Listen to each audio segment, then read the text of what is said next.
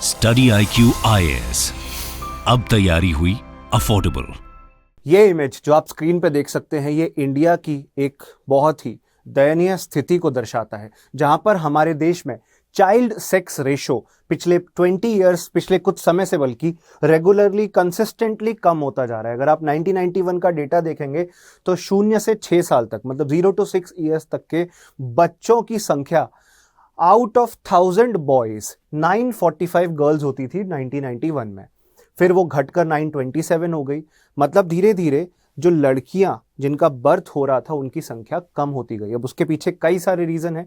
Sex selective abortion, मतलब अगर किसी परिवार को पता चलता था कि बेटी पैदा होने वाली है तो उनका गर्भपात करवा दिया जाता था, बच्चों को अबॉर्ट करवा दिया जाता था, उनका सेक्स सिलेक्टिव अबॉर्शन होता था। लड़कों के साथ ये नहीं होता था, बिकॉज फैमिली की एक सन प्रेफरेंस रहती थी कि पैदा हो तो लड़का ही पैदा हो, या कम से कम एक लड़का पैदा हो। तो अब आप देख पा रहे हैं और ये डायग्राम आपको इंडिकेट कर रहा है कि कैसे इंडिया में चाइल्ड सेक्स रेशो घटता जा रहा है। ऑल्दो आपको नॉर्मल सेक्स रेशो, जो एडल्ट सेक्स रेशो है, वो तो बढ़ता हुआ दिख रहा है। 927 से 933 हुआ, फिर 940 हुआ 2018 में, बट चाइल्ड सेक्स रेशो में कमी आती जा रही थी कंसिस्टेंटली, क्योंकि इंडिया के अंदर चिल्ड्रन और खासकर फीमेल चिल्ड्रन, बच्चियां, उनकी मात्रा काफी कम हो रही थी।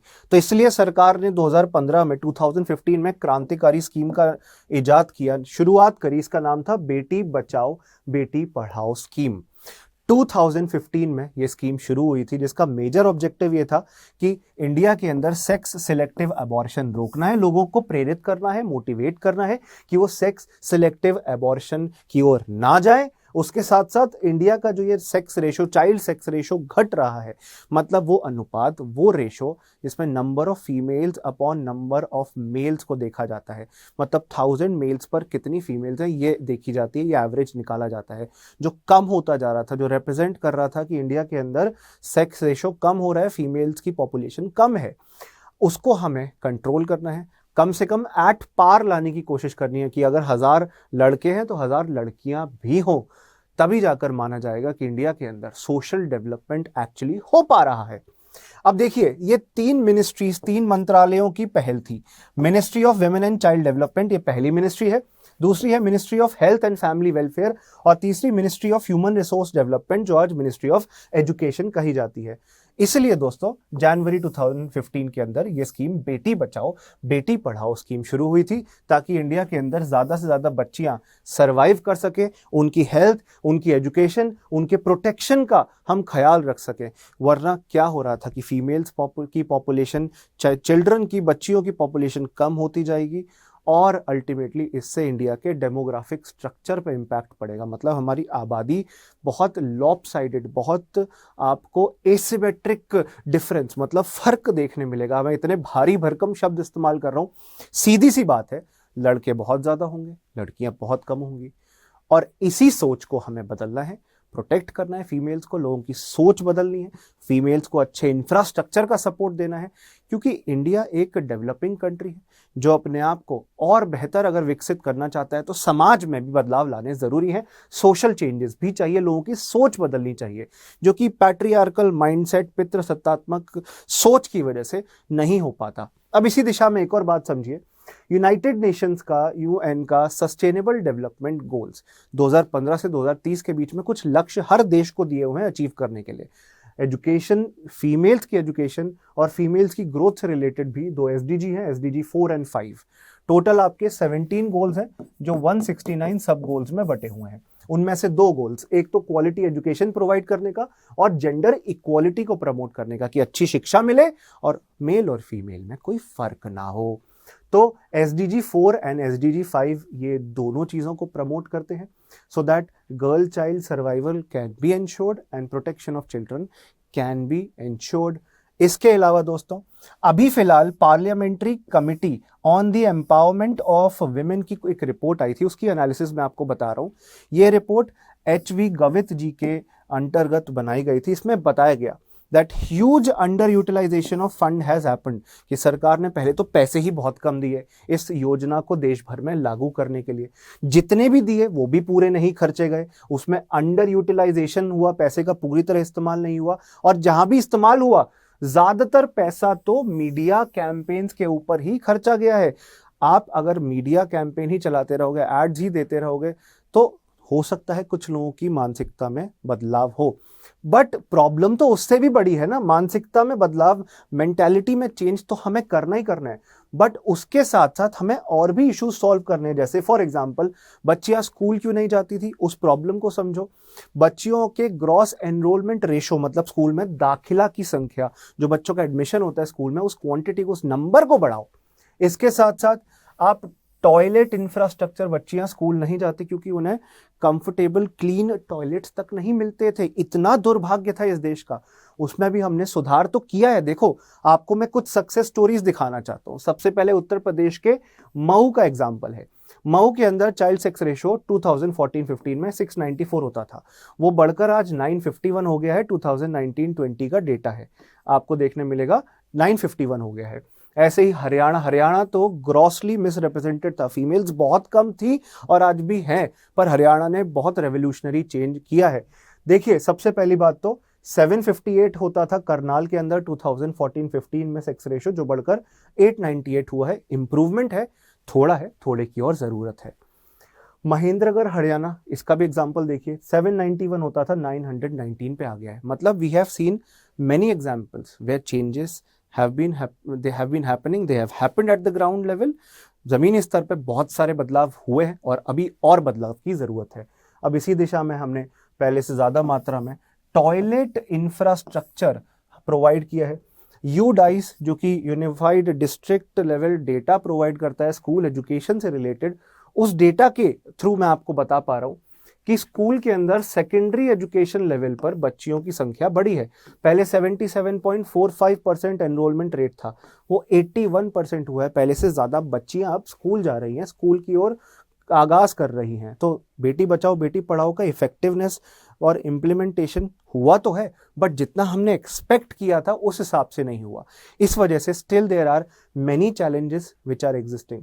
देखिए, एटीट्यूडनल चेंज के लिए इन्होंने सुकन्या समृद्धि योजना शुरू करी कि छोटी बच्ची के लिए बचपन से ही पैसा जोड़ना शुरू करो। जब बच्ची बड़ी होगी, 18 ईयर्स की होगी, 21 ईयर्स की होगी, तो उसकी एजुकेशन के लिए, उसकी मैरिज के लिए पहला से ही पैसा जुड़ा होगा। आई रिपीट, सुकन्या समृद्धि योजना के तहत सरकार की ये मंशा थी कि गवर्नमेंट एक ऐसी स्कीम क्रिएट करे जिसमें आप बच्ची जब बहुत कम उम्र की है तब से ही पैसा जोड़ना शुरू करो, जब तक वो एडल्ट नहीं हो जाती, 18 ईयर्स की नहीं हो जाती। उस पैसे को, अक्यूमुलेटेड मनी को, आप उसकी एजुकेशन में यूज कर सकते हो, पढ़ाने लिखाने के लिए, या 21 साल के होने पर आप वो पैसा ले सकते हो ताकि बच्ची की शादी में वो इस्तेमाल किया जाए पैसा।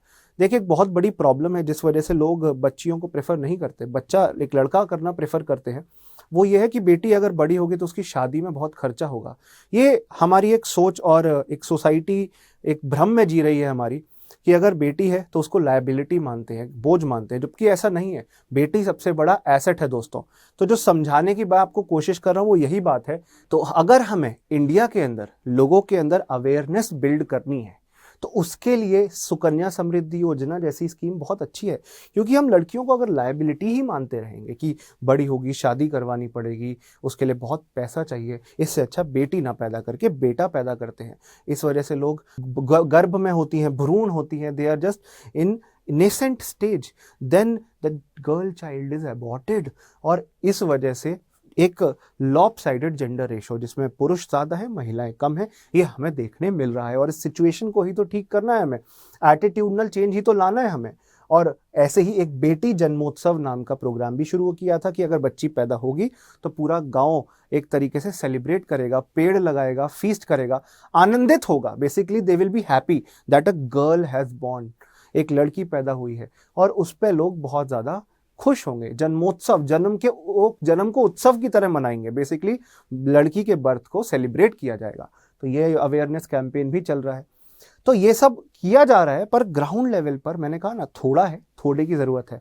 पैसा पूरी तरह एलोकेट जो किया गया था इस्तेमाल नहीं किया गया, ऐसा पार्लियामेंट्री कमेटी ने भी बताया, ऐसा सीएजी की रिपोर्ट से भी पता चला है। सीएजी कौन है? कंट्रोलर, COMPTROLLER, कंट्रोलर नहीं, comptroller and auditor general of India. 2017 की इनकी रिपोर्ट थी कि फंड्स इनएफिशिएंटली एलोकेट किए गए हैं और सही तरीके से यूज नहीं किए जा रहे हैं, और उस बात पर पर्दाफाश किया, उस बात को लाइमलाइट में लेकर आई है रिपोर्ट हमारे सीएजी की, controller and auditor general of India की। इसके अलावा ऑडिट लगातार नहीं हो रहा, मतलब अरे पैसा कहीं पे लगा रहे हो तो उसका इम्पैक्ट कितना हो रहा है, रेगुलर बेसिस पर हम ये ऑडिट नहीं कर रहे हैं। ये एक बहुत बड़ी प्रॉब्लम आपको देखने मिल रही है। अब आप समझ लीजिए, out of the 622 crore rupees which was given, only 156 crore rupees were spent, मतलब कम पैसा खर्चा गया, अंडर यूटिलाइज्ड है ये स्कीम। जो पैसा दिया गया, पहले तो पैसा ही कम दिया गया। अगर आपको मैं एग्जांपल दूं, 848 करोड़ रुपीज आज तक एलोकेट गए हैं, जिसमें कोविड पैंडेमिक का जो 2020-21 का ईयर था, ये तो इसमें आता ही नहीं है। 848 करोड़ एलोकेट किए गए। अगर आप कोई इंडिया के अंदर हम स्पोर्ट्स टूर्नामेंट करवाना चाहते हैं तो उसमें भी इससे ज़्यादा पैसा खर्च हो जाएगा। और आपने एक ऐसी स्कीम जो कि हमारी 50% पॉपुलेशन को इम्पैक्ट करती है, उसके लिए इतना कम फाइनेंशियल एलोकेशन किया। और फाइनेंशियल एलोकेशन कम किया वो तो ठीक है, पर आपने वो भी अंडर यूटिलाइज रखा, इतना पैसा दिया उसमें भी पूरी तरह पैसा नहीं खर्चा। तो एक बहुत बड़ी प्रॉब्लम हमें देखने मिल रही है। So the Beti Bachao Beti Padhao scheme needs attention, ताकि जनता जागरूक हो सके, जेंडर डिस्क्रिमिनेशन हम कम कर सकें, और इसके साथ साथ हम जो स्कीम प्रॉपरली इंप्लीमेंट नहीं हो पाई है, इसके पुअर इंप्लीमेंटेशन को हम देख रहे हैं, उस प्रॉब्लम को हम सॉल्व कर सकें। ये आर्टिकल जो मैं डिस्कस कर रहा हूँ ये ORF से लिया गया था, आप जाके पूरा आर्टिकल भी पढ़ सकते हैं, बहुत वेल रिटन आर्टिकल है, आप इसे पूरा भी देख सकते हैं। मैंने वैसे इसका जिस्ट, जो मकसद था, जो बताने की जो इंपॉर्टेंट चीज़ें इसमें बताई गई थी, वो बता दी हैं आपको। इसके अलावा आप देख सकते हैं सेक्स रेशो और चाइल्ड सेक्स रेशो कितना लॉपसाइडेड तरीके से जा रहा है। चाइल्ड सेक्स रेशो जो 0 से 6 साल के बच्चे होते हैं, 6 साल तक के बच्चे होते हैं, उनका फीमेल्स का लेवल कम होता जा रहा है। 1000 बॉयज पे पहले 960, फिर 964, ऐसे गिर गिर कर 933, 927, अब 919 आ गया है रेशो, राइट। आपको अलग अलग डेटा देखने मिलेगा, कहीं पे 914 लिखा देखने मिलेगा, कहीं पे 918, कहीं पे 919, इसलिए क्योंकि मेथडोलॉजी अलग है। आप बस ये मान लीजिए कि रेशो बहुत कम हो रहा है, child sex ratio 0 to 6 years की एज ग्रुप के बच्चों का, और उसकी बहुत बड़ी कमी को पूरा करने के लिए ही बेटी बचाओ बेटी पढ़ाओ स्कीम शुरू की गई थी। और खासकर नॉर्थ इंडिया के स्टेट्स जैसे कि हरियाणा, यूपी, राजस्थान, मध्य प्रदेश और ऐसे कई सारे स्टेट्स में ये संख्या, ये क्वांटिटी बहुत कम थी फीमेल्स की, उसको रेक्टिफाई करने के लिए ही हमने प्रोग्राम बनाया था बेटी बचाओ बेटी पढ़ाओ स्कीम। तो अब आपको मैंने बताया ये स्कीम शुरू किस लिए हुई थी, सुकन्या समृद्धि योजना के बारे में बताया कि एक जोड़ सकते हो सुकन्या समृद्धि अकाउंट के तहत, ताकि बच्ची जब बड़ी होगी तो उसकी एजुकेशन और उसकी मैरिज के लिए पैसा इनिशियली जोड़ के रख सकते हैं। कम्युनिटी लेवल पर पंचायत की जिम्मेदारी बनाई है कि उन्हें रोकना है चाइल्ड मैरिजेस को उनके डिस्ट्रिक्ट्स में, उनके गाँव में, उनके एरिया में होने से। इसके साथ साथ कई सारे ऐसे प्रयास किए गए हैं, सेलिब्रिटीज़ को भी जोड़ा गया है, कई सारे लोगों को लेकर आया गया है, अवेयरनेस कैंपेन चलाए गए हैं, ताकि लोग अपनी माइंडसेट, अपने सोच को बदल सकें, बदलाव क्रिएट कर सकें। और जैसे कि मैंने बताया, सस्टेनेबल डेवलपमेंट गोल, सतत विकास लक्ष्य का भी 2 लक्ष्य SDG 4 एंड SDG 5 इन्वॉल्व हैं यहाँ पर। तो इंडिया बेसिकली ग्लोबल लेवल पर अपनी छवि अगर सुधारना चाहता है तो हमें फीमेल एजुकेशन, फीमेल हेल्थ और protection of female girl child जो बच्चियां हैं उनकी संरक्षण की कोशिश करनी है, ताकि इंटरनेशनल लेवल पर इंडिया की इमेज और बेटर हो सके और सुधर सके। अब आप देखिए, हम सेक्स रेशो को एक बैलेंस की तरफ, एक बैलेंस्ड रास्ते पर ले जाने का प्रयास कर रहे हैं। वही चीज़ आप देख सकते हो कि अब सेक्स सिलेक्टिव एबॉर्शन अलाउड नहीं है, PCPNDT एक्ट है, preconception prenatal diagnostic techniques, जो अल्ट्रासाउंड होता है ना, अल्ट्रासाउंड मशीन से आप रिवील कर सकते हो कि कौन सा जेंडर है, बच्चा है, बच्ची है, कौन पैदा होने वाला है। उसको भी हमने प्रोविज़न को ऐसे चेंज किया है कि अब इंडिया के अंदर जेंडर नहीं रिवील किया जा सकता डॉक्टर के द्वारा, बच्चे क्या, कौन सा बच्चा है, बेटा है, बेटी है, क्या है, this can not be revealed by the new rules and regulations. तो उससे एक बैलेंस की तरफ हम चलते जा रहे हैं, आपको देखने मिल रहा है। ऑल्दो बहुत ज़्यादा लॉपसाइडेड हो रहा था और फीमेल्स की क्वांटिटी घटती जा रही थी, पर अब वो रिफॉर्म होने लगा है, सुधरने लगा है। उसके अलावा दोस्तों, आपको बस मैं इम्पॉर्टेंट बात यही समझाना चाहता हूँ कि इंडिया के इस घटते हुए सेक्स रेशो को बेटी बचाओ बेटी पढ़ाओ स्कीम और बेहतर तरीके से रोक सकती है अगर हम कुछ और इम्पॉर्टेंट चेंजेस और लेकर आते हैं, रिकमेंडेशंस को फॉलो करते हैं। जैसे हम ज़्यादा से ज़्यादा डिजिटलाइजेशन का यूज़ करें। आज टेक्नोलॉजी एम्पावर करती है लोगों को, पर फीमेल्स तक ये टेक्नोलॉजी और मात्रा में पहुंचनी चाहिए। टेक्नोलॉजी का दुरुपयोग, जैसे अल्ट्रासाउंड का हम गलत इस्तेमाल करते हैं जेंडर रिवील करने के लिए, वो नहीं होना चाहिए, बल्कि टेक्नोलॉजी का सदुपयोग, अच्छा इस्तेमाल, सही इस्तेमाल होना चाहिए in the right direction. Apart from this, अच्छी हेल्थ केयर जिसमें बच्चियों की सप्लीमेंटेशन और मेडिकल असिस्टेंस सरकार प्रोवाइड करे। अब सरकार, आपकी एक स्कीम है प्रधानमंत्री जन आरोग्य योजना। आरोग्य योजना बेसिकली इंडिया के अंदर हेल्थ केयर को इम्प्रूव करना चाहती है। तो जन आरोग्य योजना या आयुष्मान भारत भी कहते हैं इसे, इस स्कीम के तहत लेबर रूम के अंदर बर्थ हो, इसको भी प्रमोट कर सकते हैं, इंटीग्रेट कर सकते हैं हम इस स्कीम के साथ, ताकि ज़्यादा से ज़्यादा डिलीवरीज बच्चे बच्चियां जो भी हैं हॉस्पिटल में हो और उनके सर्वाइवल के चांसेस और बढ़े, उन्हें अच्छा न्यूट्रिशन, अच्छा पोषण मिल सके, दवाई मिल सके, जो नेसेसरी मेडिसिन होती है, नेसेसरी वैक्सीनेशन होती हैं, वो सब टाइमली मैनर में मिल सके, ताकि we can protect girl child and we can ensure that girl child prospers in life, आगे जीवन में समृद्धि प्राप्त कर सकें।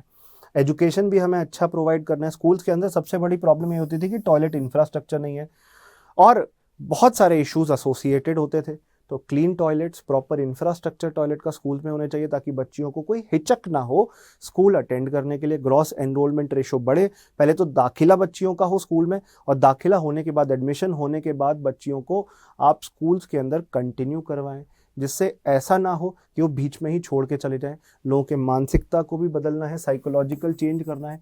साइकोलॉजिकल चेंज कम्युनिटी लेवल पर हो सकता है। देखिए, दिक्कत यह है कि अब ये स्कीम नेशनल लेवल पे चल रही है, आपको इसको साइलोज में डिसेंट्रलाइज तरीके से ब्रेक करना है। डिस्ट्रिक्ट लेवल और गांव के स्तर पर, जिला स्तर पर, गांव के स्तर पर स्कीम को इम्प्लीमेंट करना है, क्योंकि हर शहर, हर डिस्ट्रिक्ट, हर गांव की अपनी ज़रूरत है, अपनी प्रॉब्लम्स है। उनको मद्देनज़र रखते हुए जब बच्चियां गर्भ में होती है, हो सकता है तभी उनको अबॉर्ट कर दिया जाता है। तो बेसिकली इस प्रॉब्लम को सॉल्व करने के अलग रास्ते हैं कि बच्चियां अगर बड़ी होती हैं तो उनकी हेल्थ और एजुकेशन पर फोकस नहीं किया जाता। इसके लिए अलग तरीके हैं कि बच्ची अगर पैदा होती है तो उसको लायबिलिटी माना जाता है, उसके लिए अलग तरीके हैं। तो जो जो प्रॉब्लम्स हैं उनसे एसोसिएटेड रिफॉर्म्स हमें लेकर आने हैं डिस्ट्रिक्ट लेवल नीड्स को, ज़िले की ज़रूरत को समझते हुए। तो डिसेंट्रलाइज मतलब विकेंद्रीकृत रूप से ज़मीनी स्तर पर, ग्राउंड लेवल रियलिटी को समझते हुए हमें चेंजेस लेकर आने हैं। उसके अलावा और क्या रिफॉर्म्स हो सकते हैं? Community participation, community outreach. अभी भी अवेयरनेस कैंपेन जो चल रहे हैं वो अच्छा काम कर रहे हैं, बट और अवेयरनेस बिल्ड करने की ज़रूरत है, जो कि कम्युनिटी लेवल पार्टिसिपेशन के माध्यम से हो सकती है। सक्सेस स्टोरीज दिखाओ कि बच्चियों ने क्या क्या कर दिखाया है, फीमेल्स ने क्या क्या कर दिखाया है। अरे अभी तो देश की राष्ट्रपति भी एक फीमेल है। कल्पना चावला और सुनीता विलियम्स जैसे बड़े बड़े साइंटिस्ट, साइंस के एरिया में काम करने वाले लोग, स्पोर्ट्स के एरिया में काम करने वाले लोग, सेलिब्रिटीज़ हो गए, बहुत सारे लोग हो गए, media person, IAS officers, bureaucrats, इनका एग्जाम्पल दिया जा सकता है और बच्चियों को मोटिवेट किया जा सकता है। एक और चीज़ है एजुकेशन। अगर आप फीमेल्स को ज़्यादा से ज़्यादा एजुकेशन की तरफ अट्रैक्ट करना चाहते हो तो टीचर्स भी फीमेल हो, ये बहुत इंपॉर्टेंट है। तो फीमेल्स को ज़्यादा से ज़्यादा टीचिंग में आप एक्सेसिबल करिए, टीचिंग लाइन फीमेल्स के लिए ओपन हो, जॉब्स मिले, स्किल डेवलपमेंट, टेक्निकल ट्रेनिंग, और उसके साथ साथ जो भी इम्पॉर्टेंट सॉफ्ट स्किल्स हैं वो फीमेल्स को मिल सके अच्छी एजुकेशन के साथ।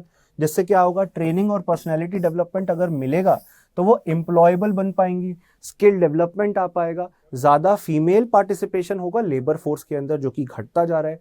तो लेबर फोर्स पार्टिसिपेशन अगर हमें बढ़ाना है तो ये एक रिकमेंडेशन रहेगी। सो अल्टीमेटली आपको देखने मिल रहा है दोस्तों, इन सारे रिफॉर्म्स के माध्यम से हम इंडिया के अंदर चाइल्ड सेक्स रेशो इम्प्रूव कर सकते हैं, फीमेल्स का नंबर इम्प्रूव कर सकते हैं, और ultimately Beti Bachao Beti Padhao scheme, which was a well thought scheme, एक अच्छी स्कीम थी। इम्प्लीमेंटेशन में कुछ इश्यूज आ रहे हैं पर एक अच्छी स्कीम थी। इसकी सारी एसोसिएटेड प्रॉब्लम्स को हम दूर कर सकते हैं। एक सक्सेस एग्जाम्पल दूंगा मैं आपको। बालिका मंच हम बनाते हैं, ये मैंचेस नहीं है, मंच है, तो समझिएगा ध्यान से। बालिका मंच में क्या होता है कि सेकेंडरी और हायर सेकेंडरी क्लासेस के अंदर जो बच्चियां पढ़ रही हैं वो एडोलेसेंट गर्ल्स की प्रॉब्लम के बारे में सोचती हैं, उनके सल्यूशंस ढूंढने की कोशिश करती हैं कि ये प्रॉब्लम है, इसका क्या क्या पॉसिबल सल्यूशन हो सकता है, उस पर सोच विचार फरमाया जाता है। तो मैं बस यही कहना चाहता हूँ कि ये एक बहुत अच्छा एग्जाम्पल है कि कैसे बच्चियां खुद अपनी ज़रूरतों को समझते हुए कम्युनिटी लेवल इंटरवेंशन के माध्यम से better planning, resource allocation and development में सपोर्ट प्रोवाइड कर सकती हैं। और अगर इन्हीं को डिस्ट्रिक्ट एडमिनिस्ट्रेशन के साथ जोड़ दें कि डीएम, एसडीएम है, वो अब लोगों से ही उनकी ज़रूरतें पूछें, समस्याएं ग्राउंड लेवल पे उतर कर देखें और डिसेंट्रलाइज तरीके से उन लोगों की हेल्प कर सके, उन प्रॉब्लम्स को दूर कर सके, चाइल्ड मैरिजेस रोक सके, कहीं पे अगर कोई भेदभाव हो रहा है, डिस्क्रिमिनेशन हो रहा है फीमेल्स के साथ, उसे रोकें, खासकर वल्नरेबल कम्युनिटी की लड़कियों को, दलित कम्युनिटी की लड़कियों को, माइनॉरिटी कम्युनिटी की लड़कियों को, और कोशिश करें कि लोगों का एटीट्यूडनल चेंज हो, एटीट्यूड ही शिफ्ट हो। तो उससे हमारे देश में बेटी बचाओ बेटी पढ़ाओ स्कीम का जो डिजायर्ड ऑब्जेक्टिव है वो हम सक्सेसफुल इंप्लीमेंट कर पाएंगे, पूरा कर पाएंगे, और देश अल्टीमेटली सोशल वेलफेयर के रास्ते पे जा सकेगा, सोशल डेवलपमेंट हो सकेगा, जेंडर इक्वालिटी क्रिएट हो सकेगी। थैंक यू इस सेशन में जुड़ने के लिए।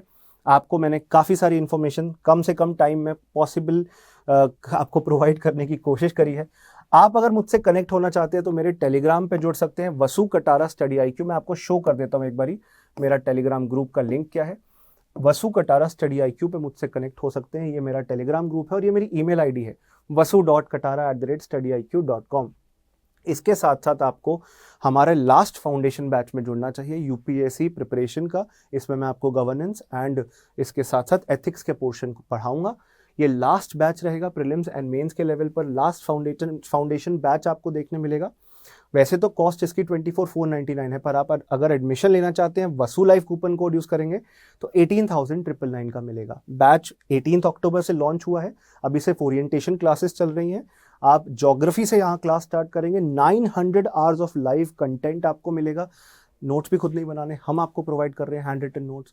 उसके साथ साथ आपको मटेरियल मिलेगा रिवीजन के लिए, 1-on-1 मेंटरशिप जो कहीं और नहीं मिलेगी आपको, अगर मिलेगी तो 1-1 लाख रुपए की मिलेगी, वो आप अवेल कर पाएंगे।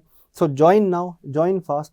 जो अगर 1-2 क्लास छूटी भी हैं उनकी रिकॉर्डिंग्स देख लीजिएगा, वरना लाइव क्लासेस में जुड़िए। पूरे 1 साल भर का कोर्स है, साल भर तक क्लास चलेंगी। पहले प्रीलिम्स की, फिर प्रीलिम्स होगा आपका। हमारी कोशिश रहेगी प्रीलिम्स में आपको सक्सेस मिले, शॉर्ट सक्सेस मिले, फिर मेंस की तैयारी कराई जाएगी। तो प्रीलिम्स और मेंस पूरा सिलेबस कवर हो रहा है फाउंडेशन लेवल पर 2023 एग्जाम के लिए। इसके साथ साथ गाइडेंस, मेंटरशिप कंटिन्यूस बेसिस पर, रेगुलर बेसिस पर, फ़ोन कॉल्स, व्हाट्सएप के माध्यम से आपको प्रोवाइड किया जाएगा। मैं भी आपको गाइडेंस दूंगा, मेंटरशिप दूंगा, अलग अलग सब्जेक्ट्स पढ़ाऊंगा। तो मिलेंगे आपसे हमारे इस कोर्स में। वसु लाइफ कूपन कोड यूज़ करिएगा। और कोई भी जानकारी चाहते हो, ऐसे तो आप मेरी सिर्फ 2 मिनट समझाने से तो पूरी तरह समझ नहीं पाएंगे, तो आप मेरे टेलीग्राम पे कनेक्ट हो सकते हैं और मुझसे पूछ सकते हैं कि इस कोर्स में और क्या क्या आपको मिलेगा, कैसे पूरा मैकेनिज्म रहेगा। 2 साल की वैलिडिटी है, लगभग 2.5 से 3 घंटे की रोज़ क्लास होंगी। शाम 6 बजे की क्लासेस होंगी, 6 से 8:30-9 बजे तक क्लास होंगी। vasu.katara@studyIQ पे आप मेल भी कर सकते हो, vasu.katara@studyIQ.com, ये मेरा मेल ID है। Thank you, good luck. Study IQ IAS, अब तैयारी हुई अफोर्डेबल।